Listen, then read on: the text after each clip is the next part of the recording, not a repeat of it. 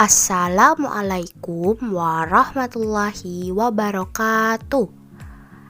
Nama saya Anggita Gifty Suci Ayuni dari kelas 11 MIPA 1 nomor absen 5. Di sini saya akan menjelaskan tentang mekanisme penglihatan. Pengertian mata. Mata merupakan indera penglihat yang menerima rangsang berupa cahaya.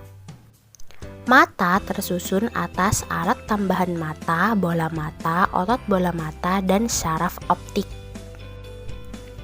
Bagian-bagian mata. 1. Kornea. Kornea berfungsi sebagai jendela yang menjadi jalan agar cahaya bisa masuk ke mata. Kedua, aqueous humor. Di belakang kornea mata terdapat cairan bening yang disebut sebagai aqueous humor yang membantu penyaluran nutrisi ke jaringan-jaringan di mata. Ketiga, iris. Iris merupakan pengatur seberapa banyak cahaya yang masuk ke mata dengan menyesuaikan ukuran dari pupil. Keempat, pupil. Pupil berfungsi sebagai celah agar cahaya bisa masuk ke mata. Kelima, sklera. Sklera berperan sebagai tempat melekatnya otot-otot mata yang membuat mata bisa bergerak. Lensa. Lensa merupakan bagian kedua mata setelah kornea yang membantu untuk memfokuskan cahaya dan gambar ke retina. Vitreous humor. Vitreous humor berperan untuk mempertahankan bentuk mata dan menahan retina agar tetap pada tempatnya. Selanjutnya, retina. Retina berperan untuk memproses cahaya yang masuk ke mata menjadi sinyal elektrik yang akan disalurkan ke otak melalui saraf optik. Koroid. Koroid terdiri dari berbagai pembuluh darah yang berfungsi untuk menyuplai darah dan nutrisi ke retina dan seluruh bagian mata. Bintik kuning. Bintik kuning adalah bagian mata yang paling sensitif terhadap cahaya. Kemudian ada bintik buta, merupakan bagian mata yang tidak sensitif terhadap cahaya. Selanjutnya ada syaraf optik, adalah bagian mata yang berfungsi untuk meneruskan informasi bayangan benda yang diterima retina menuju otak. Mekanisme penglihatan. Manusia dapat melihat benda karena adanya cahaya. Cahaya yang ditangkap mata berturut-turut akan melalui kornea, aqueous humor, pupil, lensa, vitreous humor, dan retina. Lensa mata berfungsi untuk memfokuskan cahaya yang terpantul dari benda-benda yang terlihat sehingga menjadi bayangan yang jelas pada retina.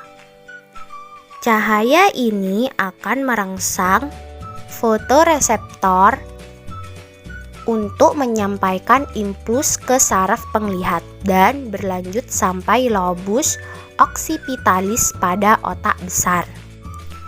Cahaya yang masuk melalui kornea diteruskan ke pupil. Pupil merupakan lubang bundar anterior bagian tengah iris yang mengatur jumlah cahaya yang masuk ke mata. Pupil akan membesar ketika intensitas cahaya kecil atau berada di tempat gelap, dan apabila berada di tempat terang atau intensitas cahayanya besar, maka pupil akan mengecil. Yang mengatur perubahan pupil tersebut adalah iris. Iris merupakan cincin otot yang berpigmen dan tampak di dalam aqueous humor. Karena iris merupakan cincin otot yang berpigmen, maka iris juga berperan dalam menentukan warna mata. Setelah melalui pupil dan iris, maka cahaya sampai ke lensa. Lensa ini berada di antara aqueous humor dan vitreous humor. Melekat ke otot-otot ciliaris melalui ligamentum suspensorium. Fungsi lensa selain menghasilkan kemampuan refraktif yang bervariasi selama berakomodasi, juga berfungsi untuk memfokuskan cahaya ke retina. Apabila mata memfokuskan pada objek yang dekat, maka otot-otot ciliaris akan berkontraksi, sehingga lensa menjadi lebih tebal dan lebih kuat. Dan apabila mata memfokuskan objek yang jauh, maka otot-otot ciliaris akan mengendur dan lensa menjadi lebih tipis dan lebih lemah. Bila cahaya sampai ke retina, maka sel-sel batang dan sel-sel kerucut yang merupakan sel-sel yang sensitif terhadap cahaya akan meneruskan sinyal-sinyal cahaya tersebut ke otak melalui saraf optik. Bayangan atau cahaya yang tertangkap oleh retina adalah terbalik, nyata, lebih kecil, tetapi persepsi pada otak terhadap benda tetap tegak karena otak sudah dilatih menangkap bayangan yang terbalik itu sebagai keadaan normal. Sekian penjelasan saya, kurang lebihnya mohon maaf. Wassalamualaikum warahmatullahi wabarakatuh.